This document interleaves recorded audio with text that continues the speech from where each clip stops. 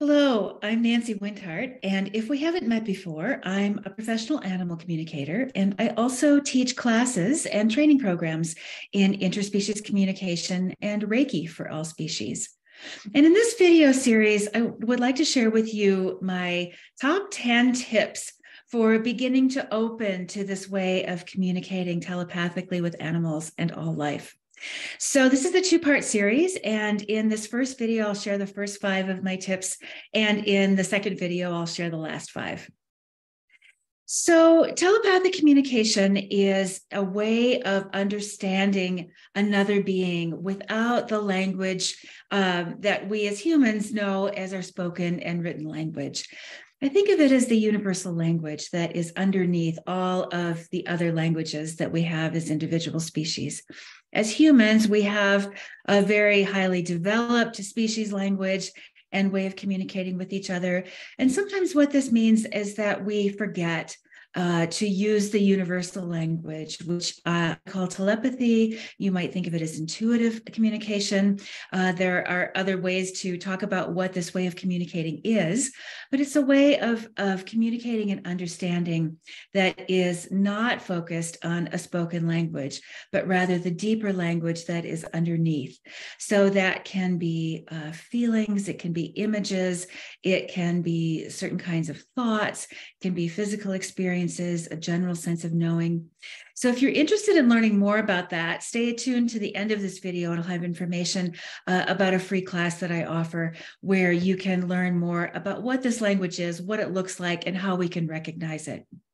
In this video, I want to share the top first five tips for beginning to open to this way of communicating and understanding animals and other beings. So the first tip is to be open to sending and receiving communication telepathically. And just the fact that you're watching this video tells us that you probably are open to it. If you weren't open to it at all, this probably wouldn't even have come across your plate. So by open, we want to recognize that we have to be able to imagine or envision that something is possible before we can begin to experience it. And so just simply that opening to that this is possible and that it is possible for you is the first place to start. You don't have to understand how it works at this point. You don't have to even have had any experiences that you can understand as this way of communicating, although many of you will, and I'll talk about that in the next tip. But what I mean by being open is just recognizing that this is something that is possible and is possible for you. So the second tip then is to recognize how you may have been using this way of communicating already. And what I have found over my years of teaching people and helping people to really reawaken this way of communicating is that for almost everyone who has a close relationship or has had a close relationship with an animal, a companion, or somebody who loves nature, who loves gardening, or who loves to be out in the forest, if you've already had some of these kinds of experiences just of connection, you likely have experienced telepathic communication, whether or not you have recognized it as such. And so this can look like something like maybe you are, working at your desk and finishing up whatever you're doing on your computer. And you have the thought, oh, as soon as I finish this project, I'm going to take my dog for a walk. And no sooner have you had that thought than your dog is happily near the door, waiting to go outside. It may even be a time that's not your usual walking time, but your dog has gotten that message from you that you're getting ready to go for a walk, and she's by the door waiting. Another way this might happen could be with your human friends and family. So maybe there's a friend or a family member that you haven't heard from for a while, and you have the thought, I wonder how they're doing. I need to reach out to them. And then the phone rings or you get a message from them, connecting just in that moment. These things are not coincidences. They are examples of the way that we communicate energetically, intuitively, telepathically across time and space. Parents will often have these kinds of experiences with their children as well. It's the phenomenon that we call parents' intuition, of knowing that something is going on with your child, whether they're a child or whether they're grown up and they're an adult, but having that kind of connection with our close family members. So what I invite you to do is to think back through those times that you've thought of, wow, that was weird. Maybe that was just a coincidence. How did my dog know that? Or, maybe you're experiencing an emotion like sadness or grief, and your cat or your horse comes to be near you in that moment, even if they're not in the same, in the same location. That's another example of how you may have experienced this already. So pay attention to those. And the more that you notice them and pay attention to them, you may start to find that you are experiencing this already, both sending and receiving, more than you were aware of. The third tip is to ask your animal friends for help. And this is really important because our animal friends speak this language naturally. This is their primary language. It's their primary way of communicating.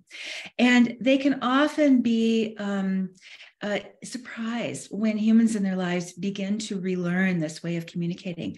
And they get very excited and very glad, because oftentimes there's a disconnect between our species of not understanding each other. It can be frustrating for our animal friends to not have us be able to understand their language. And so once we begin to learn it, it's like, a native speaker who is kindly helping somebody who is new to the language and just beginning to learn, with helping them to practice their communication. And if this is an animal who's close to you, almost always they will be thrilled to help you. So ask them for their help. And what you'll find is that they will start to come forward even more, and they'll start to show you, and they'll be able to help you as you uncover this ability. I remember a dog many, many years ago who said to me, I'm willing to slow it down. I know that humans are slow and it takes them a long time. It's a very fast way of communicating, but for humans, they need us to slow it down. So that's okay. I'm willing to slow it down because it's so important to me to help you relearn this way of communicating. So ask your animal friends for help and then see what happens. And then that goes into the next tip, which is to expect intuitive telepathic communication from your animal friends. Expect that they can hear you and understand you, and also that you have the capacity to hear and understand them, even if you're not quite sure, what it all means and how to do this. But expect to receive those kinds of communications, and then pay attention to what happens.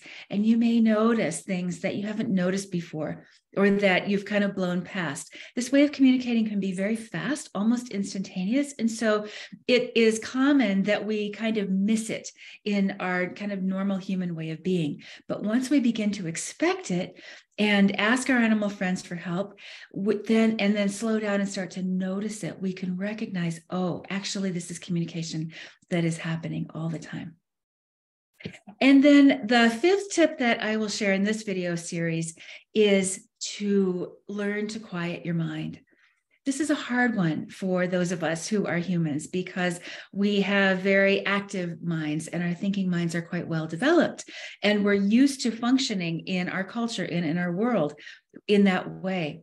And so it's helpful for us to learn to slow down and to quiet our minds. This doesn't have to be hard or complicated. It may look like something like a meditation practice, a mindfulness practice, yoga practice of some kind. It could also look like any other spiritual practice that you already have, something like Reiki. There are many ways to learn to do this, but it doesn't need to be a formal practice. So it can look as simple as just sitting quietly outside under a tree for 5 minutes, or sitting quietly with your animal companion. Maybe you go out to your barn at sunset and just hang out with your horse for a few minutes without doing anything. The point is to learn to just still and quiet our minds. And we can't quiet our thinking minds completely. It's actually not possible for us. We may have glimmers of it or moments when it's quiet.